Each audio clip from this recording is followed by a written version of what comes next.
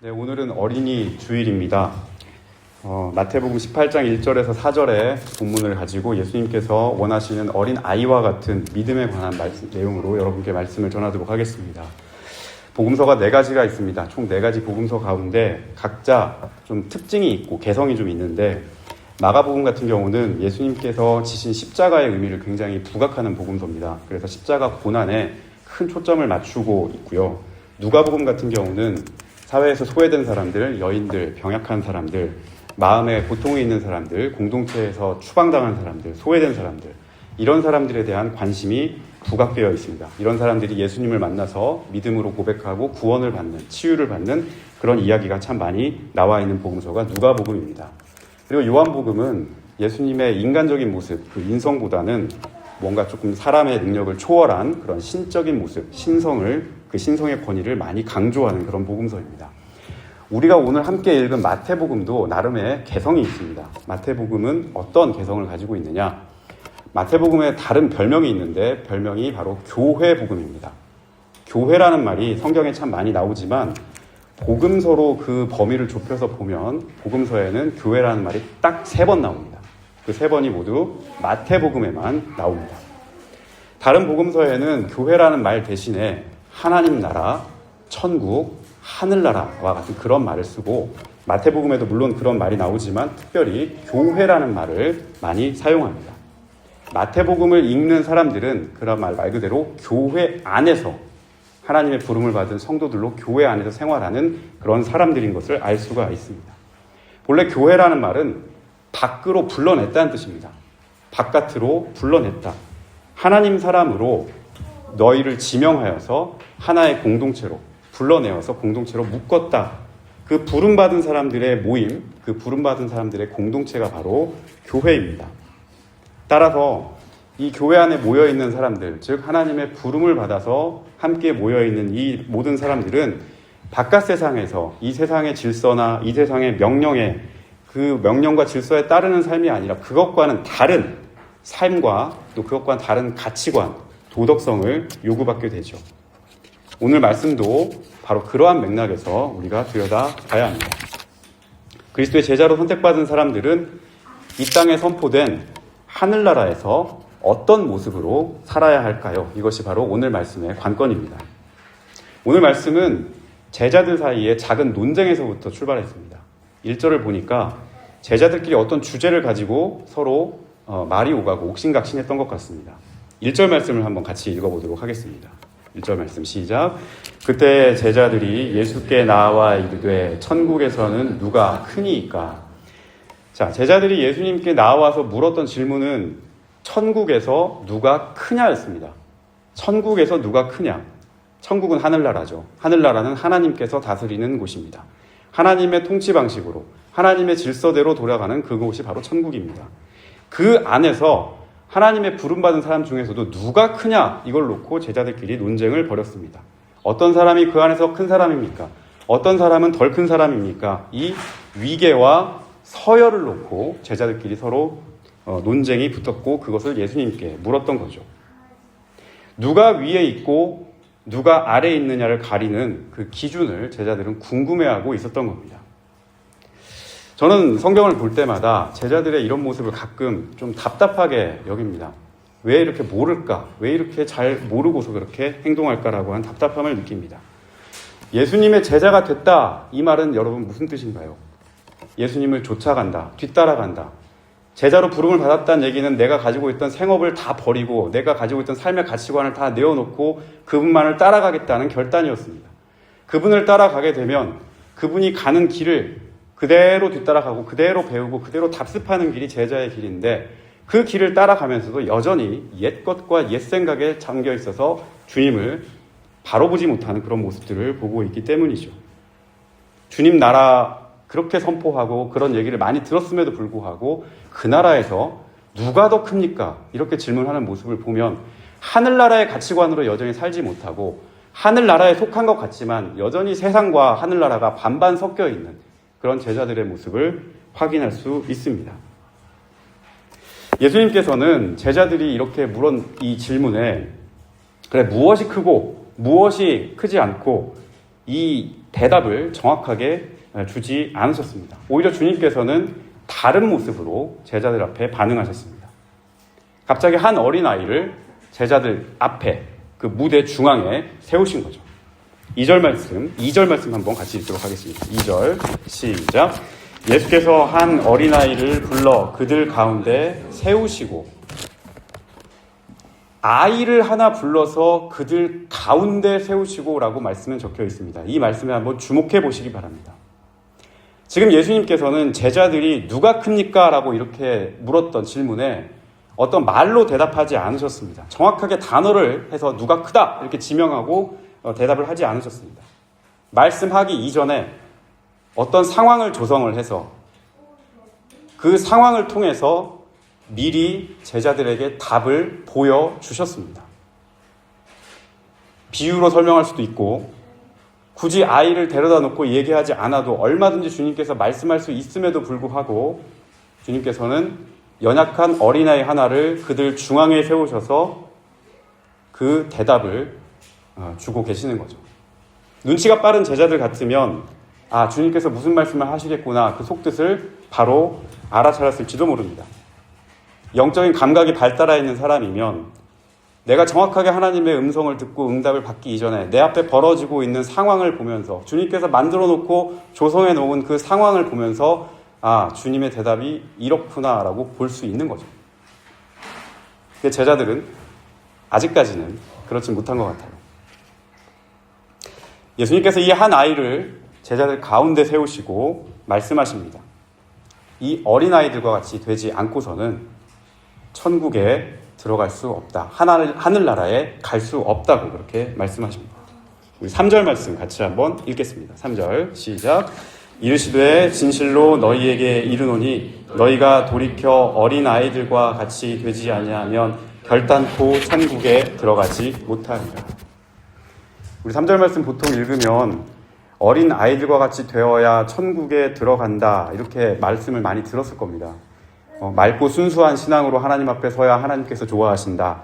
아이처럼 뭔가 하나님 앞에 온전히 기댈 수 있는 마음으로 서야 좋아하신다. 그런 이야기들을 많이 들어보셨을 겁니다.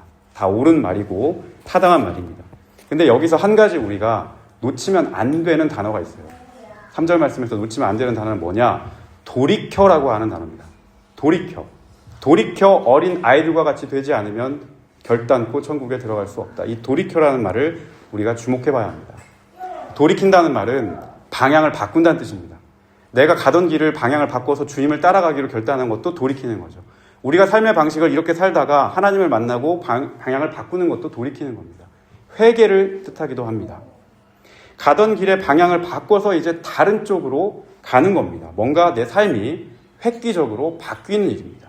그냥 이럴 때 감정이 이랬고 은혜 받으니까 이런 감정이 있다가 다시 휙 돌아오는 이런 감정의 변화가 아니라 내가 가지고 있는 모든 가치관과 시각과 생각과 삶의 습관이 다 바뀌는 걸 말하는 게 돌이켜라는 단어에 들어있습니다. 1절 말씀에 아까 제자들이 무엇을 가지고 서로 토론했습니까? 천국에서 누가 크냐? 옥신각신했던 주제가 천국에서 누가 크냐는 거예요. 하늘나라의 가치관으로 살지 않고 여전히 세상 가치관으로 살고 있는 그 모습을 돌이키지 않으면 하나님 나라에 들어갈 수가 없다는 말씀이에요, 지금. 평상시 이게 누가 크냐라고 하는 것은 제자들이 평상시 생각하고 있던 생각의 방식입니다. 내 삶의 가치관이에요. 세상을 볼 때, 사람과 사람의 관계를 볼 때 항상 그 틀에서 봤다는 거예요. 누가 더 크지? 누가 더 힘이 있지? 누가 더 유력하지? 누가 더 연약하지? 누구 무시해도 되지? 이런 눈으로. 그게 아니라는 겁니다, 예수님 말씀. 지금 예수님께서 그러한 눈, 그러한 생각, 그러한 마음을 니들이 돌이켜서 어린 아이들과 같이 낮아지지 않으면 하늘나라에 갈 수 없다. 그렇게 말씀하고 계세요. 생각을 바꾸라는 그런 말씀으로 우리가 읽을 수 있습니다. 니들이 지금까지 가지고 왔던 제자들이지만 지금까지 세상에서 품어왔던 그런 가치관들을 니들이 획기적으로 바꾸지 않으면, 돌이키지 않으면, 회개하지 않으면 하늘나라에 발 디딜 수 없다. 하나님의 질서 안에 들어올 수 없다는 말씀이 되게 무서운 말씀 아닙니까?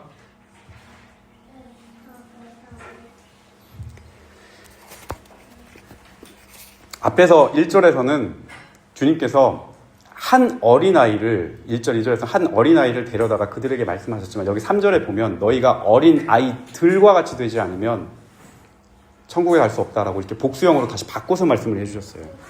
이 말씀은 무슨 말이냐면 너네가 진짜 어린아이와 같이 이렇게 키가 작아지고 몸이 좁아지고 이 말이 아니라 세상에 어린아이와 같이 연약한 사람들이 많이 있죠. 그런 사람들, 부족한 사람들, 연약한 사람들, 뭔가 결함이 있는 사람들, 누구에게 맡길 수밖에 없는 사람들, 의지할 수밖에 없는 사람들, 그런 사람들과 같은 마음으로 낮아지지 않으면, 몸을 낮춰서 섬기는 사람이 되지 않으면, 겸손하게 자신을 낮춰 신실하게 하나님을 바라보고 이웃을 대하는 그런 붙잡는 모습으로 너희들이 돌이키지 않으면 천국이 너에게 가깝지가 않다. 이런 말씀입니다. 하나님 나라 안에 있다고 하면서 지금까지 유지해왔던 세상의 방식대로 그 틀대로 사람을 보고 관계를 보려고 하는 모든 시각을, 모든 삶의 태도를 돌이켜라, 바꾸라는 뜻입니다. 하나님의 질서와 하나님의 말씀대로, 명령대로 너의 모든 것을 바꾸라라고 하는 말씀입니다. 세상에서는 아이의 모습보다는 어른의 모습으로 살아야 대접을 받습니다.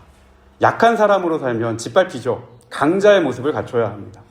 아래에 있으면 누가 인정해주지 않습니다. 어떻게든 위로 올라가서 그 위에 높은 자리를 차지해야 사람답게 인정받고 대접을 받는 게 세상의 질서입니다. 하지만 오늘 말씀에서 우리가 보는 것처럼 하나님의 통치 안에서는 내가 어른임에도 아이처럼 몸을 낮출 수 있는 사람, 내가 강자이지만 스스로 힘을 쓰지 않고 연약한 자리까지 내려갈 수 있는 사람, 내가 위에 있지만 아래에 있는 사람들과 함께 거하고 기뻐할 줄 아는 겸손의 능력을 가진 사람, 이런 사람을 주님께서 원한다는 사실을 기억하시기 바랍니다. 이런 사람이 바로 주님께서 우리에게 오늘 말씀을 통해 이야기하는 돌이키는 사람입니다. 우리가 왜 이렇게 살아야 하겠습니까? 그리스도인이 왜 이렇게 어려운 길을, 낮아지는 길을, 겸손한 길을 선택하면서 살아야 하겠습니까? 이거 우리의 본성에 좀 맞지 않는 길이기도 하고 굉장히 우리를 부자연스럽게 하고 우리를 굉장히 힘들게 하고 훈련하게 하고 어렵게 하는 길인데 왜 우리가 그리스도인들이 이런 겸손의 길을 걸어야 하겠습니까? 그것은 바로 예수님께서 친히 그렇게 우리에게 그 모습을 보여주셨기 때문입니다. 예수님 자신이 하늘 보좌를 버리고 이 땅 가운데 내려오셔서 그렇게 하지 않아도 됨에도 불구하고 낮아지시고 밑바닥까지 내려오셔서 우리를 섬기는 종으로 오셨기 때문입니다. 빌립보서 2장 5절부터 11절까지의 말씀을 보면 주님께서 하늘 보좌를 버리고 자기 보좌를 버리고 하나님과 동등된 자리에 있기를 원치 않으시고 내려오셔서 종의 형체를 가져 사람의 모양으로 나타나셨다고 그렇게 고백하고 있죠. 오셔도 왕궁에 오신 게 아니고 말구유에 내려오셔서 가장 세상에서 바닥에 있는 사람, 가난한 사람, 미천한 사람, 그 사람들까지도 포함할 수 있는 진정한 사람으로 우리 가운데 오셨다고 성경은 말하죠. 힘이 있으나 권능이 있으나 구원의 길을 위해서 굳이 연약한 십자가를 짊어지고 묵묵하게 그것을 짊어지고 돌아가시는, 그래서 아프고 상처받고 고통에 시달리고 호소하고 애원하는 모든 사람들의 그 간구와 기도를 들으시는 주님으로 우리 가운데 오셨다고 성경이 우리에게 말씀해 주고 있기 때문입니다. 이것이 성경이 우리에게 가르치는 근본적인 은혜입니다. 우리가 이런 은혜를 입고 살아가는 사람들이기 때문에 우리 역시도 주님을 따르는 사람으로서 그렇게 살아가라는 말씀입니다. 이것이 주님께서 우리에게 몸소 베풀어 주셨던 구원의 길이기도 합니다. 앞에서 마태복음을 교회 복음이라고 제가 말씀드렸습니다. 교회 안에 있는 신앙 안에서 형제와 자매로 묶여있는 우리가 돌이켜서 어린 아이와 같은 순전함을 가지고 하나님 앞에서 보이는 겸손으로 우리가 서로를 대할 때, 그리고 섬겨줄 때 교회는 하늘나라의 모습을 보여줄 수 있는 그런 곳이 될 겁니다. 그런 교회를 만들어갈 수 있도록 여러분 힘쓸 수 있기를 바랍니다. 예수님의 이 말씀은 우리가 믿고 살아간다고 말을 하지만 믿고 살아가는 오늘날 교회에 어떤 영적인 문화가 있는데 그 영적인 문화를 좀 아프게 하는, 겨냥하는 그런 말씀이기도 합니다. 우리 교회 안에는 그런 게 없다고 저는 믿지만, 우리 교회 안에 그런 게 없다고 저는 믿는데, 많은 교회가 교회 안에서도 크기를 잽니다. 교회 안에서도 서열을 나눕니다. 참 요상한 문화가 교회 안에 자리 잡고 있어요. 특히 한국 교회 안에. 누가 더 오래 다녔냐? 누가 더 많이 알고 있느냐? 누가 더 헌신하느냐? 누가 더 영향력이 있느냐? 누가 더 은혜를 끼치느냐? 등등등. 이런 거를 기준으로 내세워서 교회 안에서 서열을 나누고 위계를 가릅니다. 그렇게 은근히 견주고 비교하면서 큰 사람과 작은 사람을 나누어는 이런 영적인 우열 가리기가 우리 안에 존재합니다. 이러한 영적인 방향과 문화가 오늘 말씀에 나타나 있는 그리스도, 우리 예수님의 방향과 전혀 맞지 않는다는 사실을 기억하십시오. 주님께서는 그러한 상태에 빠져 있는 사람들에게 오늘도 어린 나이 하나를 그 마음 중앙에 세우셔서 우리에게 말씀하고 계십니다. 이 어린 아이와 같이 돌이켜서 낮아지지 않으면 하늘나라에 발디딜 수 없다. 그리고 비로소 주님께서 4절에 가면 제자들에게 정확한 말씀으로 제자들의 질문에 대답을 하십니다. 4절 말씀을 한번 같이 읽어보도록 하겠습니다. 4절 시작. 그러므로 누구든지 이 어린아이와 같이 자기를 낮추는 사람이 천국에서 큰 자니라. 말씀에 정확하게 나와 있듯이 천국에서 큰 사람은 자기를 낮추는 사람입니다. 여기 지금 자기를 낮췄다라고 하는 말이 능동태로 되어 있죠. 원어에도 능동태로 되어 있습니다. 수동태로 누구에 의해서 낮춰지는 게 아닙니다. 내 스스로 은혜를 받았으면 그 은혜 가운데서 내 스스로를 낮추는 겁니다. 누군가 비교해보니까 내가 위축돼가지고 나는 모자라니까, 난 저 사람에 비해서 부족하고 내세울 게 별로 없으니까, 난 연약한 거 투성이니까 쫄아가지고 이렇게 스스로 위축돼서 낮아지는 게 아니고 내 스스로 은혜를 받은 그 마음으로 내 스스로 낮아지는 적극적인 그런 훈련이라는 사실이에요. 자기를 낮췄다는 말은 우리 예수님께서 스스로 겸비해서 하늘 보좌를 버리고 이 땅 가운데 종의 형체를 갖고 오신 바로 그 모습처럼 그분을 따라가고 그분의 인격을 닮아가려고 하는 우리 스스로가, 우리가 먼저 나서서 믿음을 가지고 은혜를 받아서 결단하고 훈련하는 그런 모습입니다. 마치 중력이 우리를 이렇게 끌어당기듯이 우리가 낮추고 더 섬기는 자리로, 바닥으로 그렇게 내려갈수록 하늘로부터 임하는 은혜가 더 크다는 그런 사실입니다.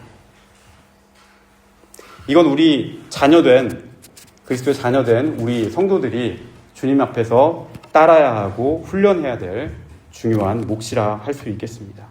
예수님께서는 바로 자기를 스스로 낮추는 이런 사람을 하늘나라에서 큰 사람이라고, 큰 자라고, 하나님 마음에 합한 사람이라고 인정해 주셨습니다.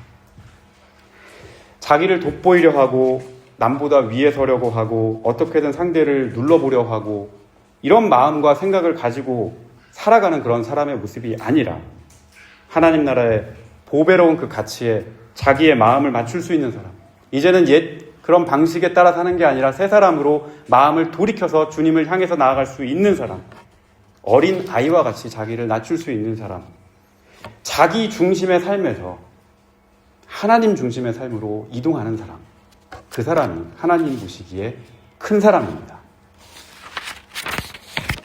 우리 성도 여러분, 오늘은 어린이 주일입니다.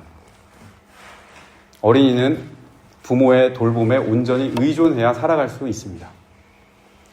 어린이와 같은 믿음을 갖는다는 말은 우리 역시도 우리의 모든 것을 하나님께 맡기고 하나님께 의탁하며 살아간다는 뜻이기도 합니다. 그것은 내 힘과 내 중심으로 살아가는 게 아니라 이 모든 일을 하나님 중심에 두고 하나님께 맡기고 하나님의 은혜 가운데서 최선을 다하는 그런 믿음의 여정을 떠난다는 말과 같습니다. 하나님 품 안에서 여러분, 오늘 말씀과 같이 천국에서 큰 자라고 하는 그런 소리를, 인정을 받고 싶습니다. 그렇게 주님의 인정을 받고 주님의 능력 가운데 거하고 싶은 분이라면 오늘 말씀에 나와 있듯이 돌이킬 수 있기를 바랍니다. 세상의 가치관과 시각과 사람을 바라보고 관계를 바라보고 질서를 바라보는 그런 눈을 세상의 초점에 맞추지 않고 하나님 나라, 천국의 초점에 맞춰서 바라볼 수 있기를 바랍니다. 교회 안에서는 우리가 살아갈 때 형제와 자매의 눈높이를 서로 맞출 수 있었으면 좋겠습니다. 조금 더 부족한 사람의 입장에서 생각하고 배려하고 품어줄 수 있는 그런 눈높이를 내릴 수 있었으면 좋겠습니다. 정죄하기보다는 서로 격려하고 비교하기보다는 인정해주고 무엇보다 사랑으로 서로의 상황을 깊게 품어줄 수 있는 우리 형제와 자매가 되었으면 좋겠습니다. 가정 안에서는 무엇보다 가장 가까운 사람일수록 배려하고 존중할 수 있기를 바랍니다.